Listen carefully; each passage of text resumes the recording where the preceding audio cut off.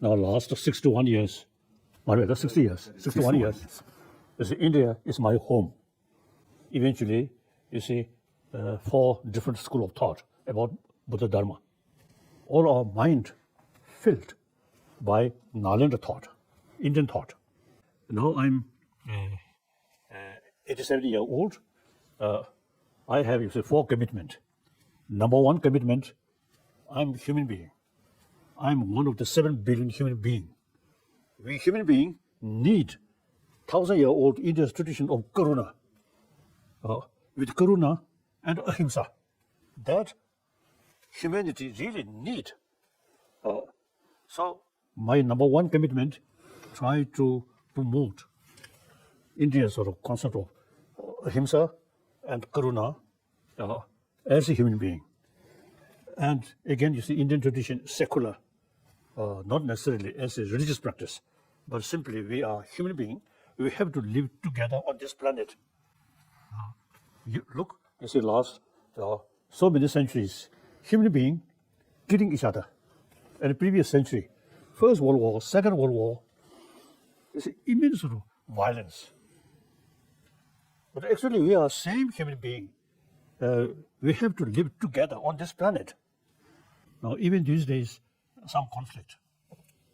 You see, all this is due to thinking, emphasis, we and they. Basically, we are same. Physically, mentally, so we are same. We are same human being on this planet. So I'm trying to promote awareness, oneness of 7 billion human beings. This is my number 1. Then second, I'm Buddhist. The religious harmony, very important. It is very possible. In philosophy or way of thinking, there are differences, but all carry same message of compassion, message of love. With that, message of forgiveness, tolerance, self-discipline. All major religious traditions carry these principles. So, I think it's quite simple. Religion of human being. So all religion, you see, emphasis importance of basic human value. That's human compassion, human love. As soon as we're born, without mother's love, affection, we can't survive. And now some scientists say, we human beings are social animal. Any social animal, the sense of concern of their own community, biologically, that's there. Look, animals, any social animal, the individual animal always take care about their community. So since we are social animal, we individual have to live on the basis of our community, human community. So now some scientists say we are basically more compassionate sort of sentient being. On that basis, I'm trying to promote religious harmony. Then my 3rd commitment, I'm Tibetan. Tibetan Buddhist tradition, very rich. Sometimes I jokingly telling my Indian friend, traditionally, you Indian are our guru. Now modern time, not necessarily you are guru. Traditionally, we are Chela of India. Now, same to see, the traditional Chela become guru. So my main sort of concern and responsibility is preserve this 1,000-year-old tradition which come from India. This is 3rd responsibility. Now 4th my responsibility. All this knowledge come from India. Now modern India, you say too much emphasis about materialistic sort of life, materialistic education. So now these ancient Indian knowledge about mind, about psychology, this should revive in India. So India have the ability and also the opportunity to combine modern knowledge through modern education and then ancient Indian knowledge based on ahimsa and karuna, and already about 2,000 years ago already developed the concept of shamatha, concept of vipassana. So these are ancient Indian knowledge. Now modern India should combine modern education, which materialistic sort of has a viewpoint. Oriented. And ancient Indian knowledge about mind, about emotion. These days, I'm used something like, you see, hygiene of physical, hygiene of emotion. Hygiene of physical, the modern education, sufficiently, you see, as a deal, and further investigation. Now, hygiene of emotion in modern education, nothing. So, hygiene of emotion come only Indian tradition, based on Karuna and ahimsa, as I mentioned earlier. You see, these, should combine as the hygiene of physical and the hygiene of emotion. Now, that's my fourth commitment. Try to revive these ancient Indian knowledge, which we kept over 1,000 years in Tibet. Now, this Indian, which you can combine easily, modern education and then ancient Indian knowledge combined. If you combine modern education and ancient Indian education about mind, then you can offer world about mind, about emotion. Now world facing a lot of problems due to emotion. So the India sort of knowledge how to tackle our emotion. Religion is individual matter. These are simply, we are human being. Everyone wants peaceful world. For that reason, peace of mind, very important. So that's my fourth commitment, try to revive ancient Indian knowledge in modern India, like that.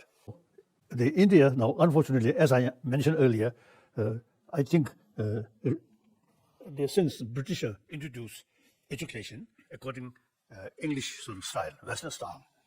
So then meantime, sometimes I also have little sort of critical view. When India become independence, then Mahatma Gandhi and these all sorts of great Indian leaders should pay more attention about education. The revival of ancient Indian knowledge about mind, about Karuna, these things now should revive in this country. I fully committed. So therefore, since I think world really fed up about existing sort of way of thinking, education. So now many thinkers is seeking some new way of education, new way of thinking.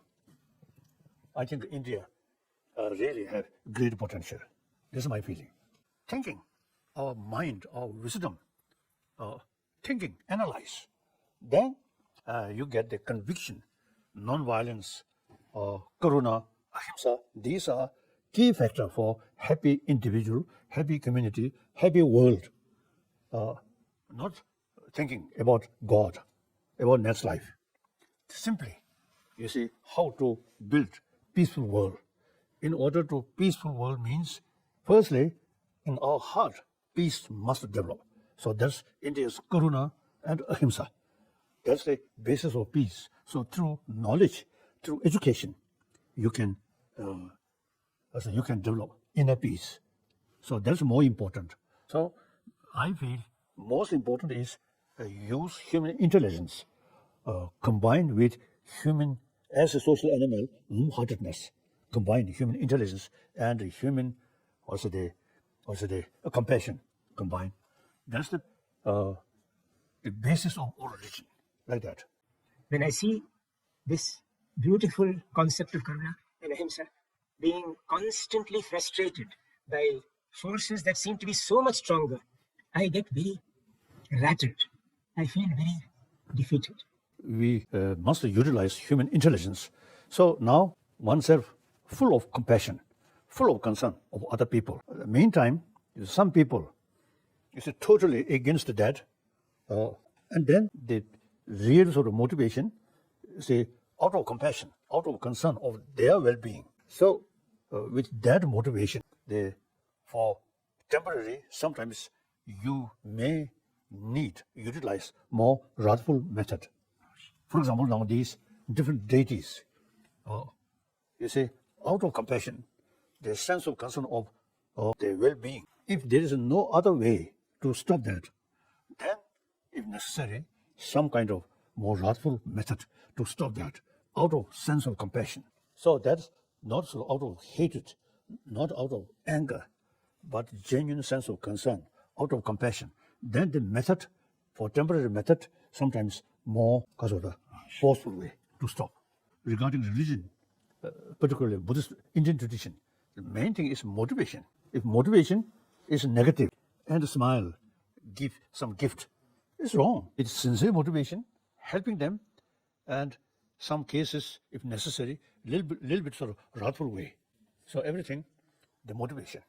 Now here, I learned something. The quantum physicists, judging their sort of explanation, there is differences, appearance and reality. Appearance, sometimes something negative, but deeper level, the reality, not that way. So in any way, the quantum physicists, they say there is gap, appearance and reality. Appearance, everything objectively exists, but reality much depends on mental projection. So that's quantum physics say. Quantum physics in the West is developed recent time. In this country, in India, 2,500 years ago, already developed. He mentioned it is very true. So when quantum physicists, they explain, of course, this little funny story. When they explain, so I sincerely listen, but in my mind, I felt, I know better.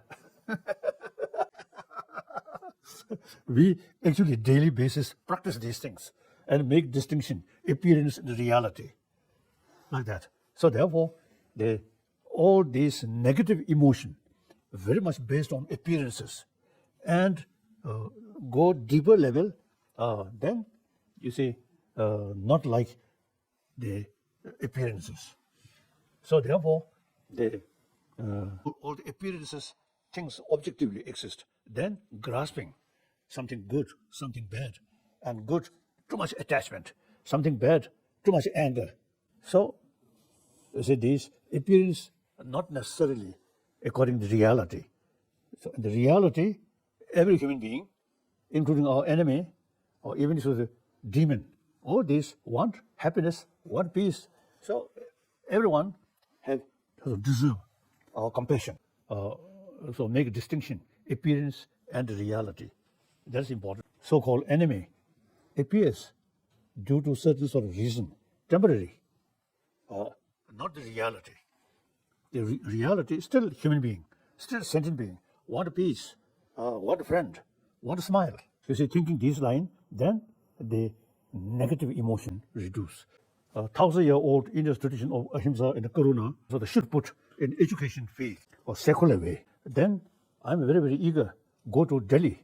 So how to put in education field, strictly secular way about, you see, the ahimsa, Karuna. And here, I think the Nalanda tradition, as I already mentioned, much resources, how to tackle anger, fear, jealousy, and how to develop the positive emotion, Karuna, these things. So this, all the information come from Buddhist text, but we should consider these are academic subject, not religious subject. How can now, as I mentioned earlier, how can sort of combine the ancient Indian knowledge and because of the today's reality. So I'm thinking, I'm very, very eager go to Delhi and also some places for mainly education.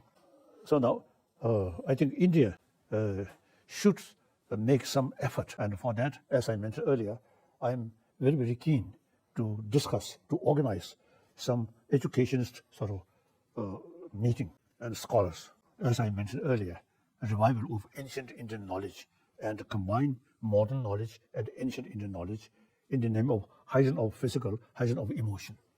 Through education, sometimes I feel the children, young child, when they not yet join education, school, they not much consider importance of different religion, different nationality. So long, smiling, play together, the sameness of brothers, sisters there. Once they join education, then they develop the thinking. Different religion, different nationality, in America and some other country, different sort of color, like that. So then in school, emphasis differences. Before that, by nature, their sense of oneness is there. Now education, children, by nature, sense of oneness there. Now education must sort of emphasize that value. We are same. We all want happy life. So education is the key factor. That's my feeling. So today's problem, you see, we simply follow the sort of old way of thinking. Still go that. Then problem. I mentioned, I'm thinking, looking forward one sort of meeting from time to time in Delhi or Chandigarh or these places. The problem, when more problem there, then we need serious discussion. That's very important. We should not also have the feeling, oh, this is our way of life, this is our way of life. Should not sort of thinking that way. Day and night, although the same sun, same moon, but on detail, sun also changing, moon also changing. So we also now same human being, but the situation changing. So we have to think according to new change. Basically, of course, I admire Western materialistic civilization. I really admire, but the thinking, as I mentioned earlier, the hygiene of emotion, totally lacking. So people in this country, I think we should be more active. Okay, thank you.